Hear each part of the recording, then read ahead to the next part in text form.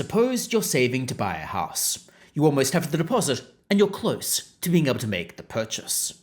Now at this point, suppose you also have a couple of options. You could either save and keep investing until you reach your goal, or you could splurge on a fancy car or an expensive holiday.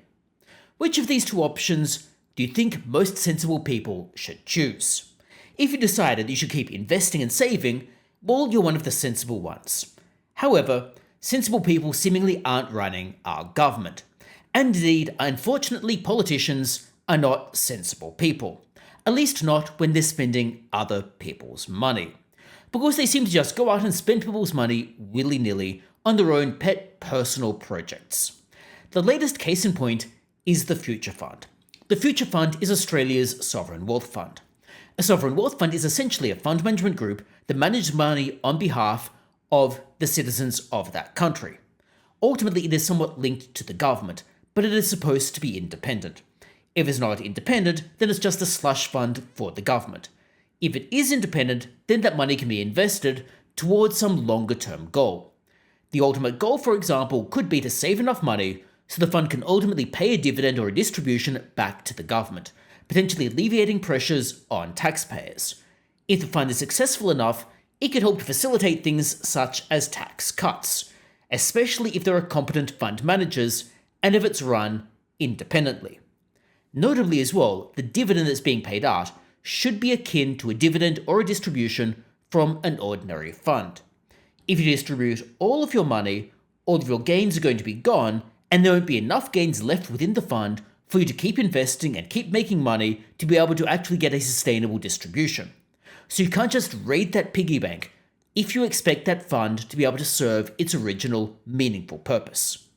In this respect, it's like a savings account when you're saving toward a house, or like a superannuation fund, where you're saving and investing toward being able to retire, and then when you enter into retirement, you take a sustainable distribution from that fund. A sovereign wealth fund should be managed in that type of way. So to be effective, a sovereign wealth fund must be arm's length from the government, and it must be run like the private sector and run with discipline, and with private sector incentives and goals. And then it would pay a distribution back to the government, so to speak, and the government can spend that distribution in the manner that is appropriate. The fund itself should be independent, focused on making money, and making money for the citizens. This is how most successful sovereign wealth funds operate.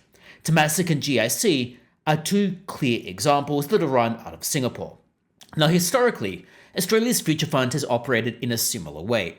Australia's Future Fund for the moment has really been going out and trying to invest so that it can build up that critical mass so it could ultimately potentially make a distribution. It is to some extent in that initial building phase. Historically, it's been run arm's length and in a similar manner to a private sector fund. It's not quite the same as the private sector, because, for example, a talented fund manager would be better off setting up their own shop rather than working for the Future Fund, which has an implicitly capped bonus. But the Future Fund, to give it some credit, actually goes out and invests in those independent fund managers, and effectively works like a fund of funds in that respect. In any case, the Future Fund is supposed to be arm's length, even if there is room for improvement. However, Jim Chalmers and the ALP have sought to completely undermine this. Recently, they appointed Greg Combet to lead up the Future Fund. Greg Combet, of course, being a Labour apparatchik who was a Labour politician. Now, that won't necessarily be disqualifying. After all, if he knows what his job is supposed to be, then he could run the fund theoretically in a way that would be okay. However, I dare say, a professional politician with a limited private sector experience probably doesn't have the experience and wherewithal to be running a fund management group. Nevertheless, it was a bad sign to begin with. Greg Combet came in and then was suggesting the Future Fund's priorities should be on renewables and various other sustainable investments. All of the type of ESG and DEI type things we've heard about that have gone by the wayside in the US, but still are percolating along in Australia. Jim Chalmers now has moved to significantly change how the Future Fund operates. He's moved it so it can effectively fund his own personal political preferences, specifically things such as renewables and Labour's own housing priorities. The main issue, however, is that these government-directed investments generate trash returns. If the government is effectively telling the future fund where to invest and the types of projects to invest in, then the government is effectively going to direct the future fund toward its personal political priorities, which will often have terrible returns because no one else wants to fund them because the returns are so terrible.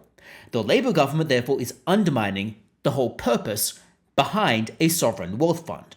The whole purpose being to build up wealth for Australian citizens, which can then generate a sustainable distribution to alleviate the tax burden on those citizens. These government-motivated policies simply don't have the financial business case. In so doing, Jim Chalmers is undermining the operation of the future fund. Phrased differently, Jim Chalmers and ALP have seemingly identified a pot of money and decided to just go and read it. Even worse, Greg Combay, who's leading up the future fund, is a Labour apparatchik and appears to not be putting up an effective resistance, even though that really should be his job. Now, Jim Chalmers has falsely claimed that the future fund would still maximise returns. He has falsely asserted that the criticisms of his move are unhinged, to use his words. Jim Chalmers is spreading misinformation, and misinformation, as it would be defined under Labour's reprehensible misinformation and disinformation bill. You might recall that under that bill, misinformation and disinformation includes things that can be reasonably verified as false or misleading, and that could potentially cause serious harm in various areas, such as serious economic harm. Here, Jim Chalmers is making a misleading statement. It is mathematically impossible for a fund to still maximize returns when it is running a constrained portfolio. If you are directing the fund to invest in particular things, even if it's just a portion of their portfolio needing to be in particular things, their returns will mathematically be worse. This is simply an axiom of portfolio optimization. It's an axiom of how you would optimize a portfolio. Jim Chalmers is saying false and misleading things. It has been known forever in finance that you cannot achieve better returns with a constrained portfolio in almost all circumstances. There are a couple of slightly separate circumstances where in theory you might help with some returns, maybe you can get better deal flow, but that won't really apply to the future fund because that deal flow story really applies when you're making unlisted investments in things like startups. It doesn't really apply in the future fund where they're often investing in listed stocks and the like, including investing in entities overseas. His claim that the future fund will still maximize returns is simply verifiably false. It's simply not true. So to give you an analogy, suppose you're buying a house. You, for example, might want 3 bedrooms, 2 bathrooms, and a parking lot. Now, if you're fine with a house of any color, for example, it might be beige, it might be cream, it might be charcoal, whatever the color might be, you're prepared to perhaps repaint that house, then you might have several options and you can choose the best one. You can optimize. Choose the house that has the best parameters. However, if you have a very specific requirement, for example, you require the house to be currently painted charcoal, then your options are going to be limited. You might need to compromise on the other things you might want that are more valuable in financial terms, so the bedrooms or the bathroom or the parking lot, or you might need to pay more. You might in theory get lucky, and you might end up getting the best value house because it might have been the best value anyway, but that relies on luck. I.e. here, you are more likely to have to compromise on something if you need that specific objective. Your options are more limited. This applies to an even greater extent in the hard-nosed context of financial investments.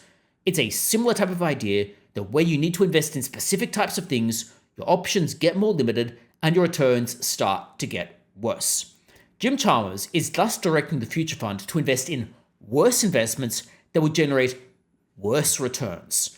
And this could potentially cause serious economic harm because it undermines the whole purpose of the future fund, undermining its independence by setting a bad precedent, i.e. setting the precedent the future fund can be used as a slush fund, but also potentially generating harms to Australian citizens because it undermines the future fund's ability to generate good quality returns back to those Australians.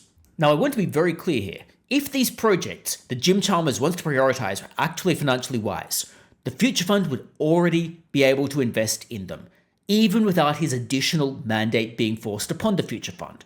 So implicitly, therefore, if Jim Chalmers thinks that he's making qualitative change to the future fund, well, that would imply his investment priorities are in investments that are otherwise unwise.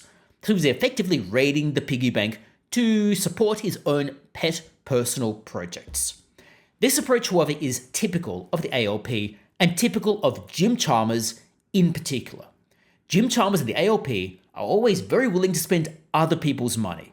When they see a pot of money, they cannot help themselves. We've already seen this with the attempts to increase the tax on superannuation through Division 296.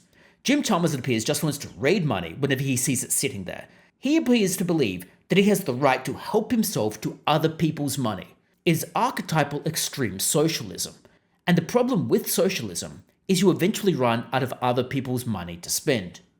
Jim Chalmers is clearly an ideologue masquerading as an economist.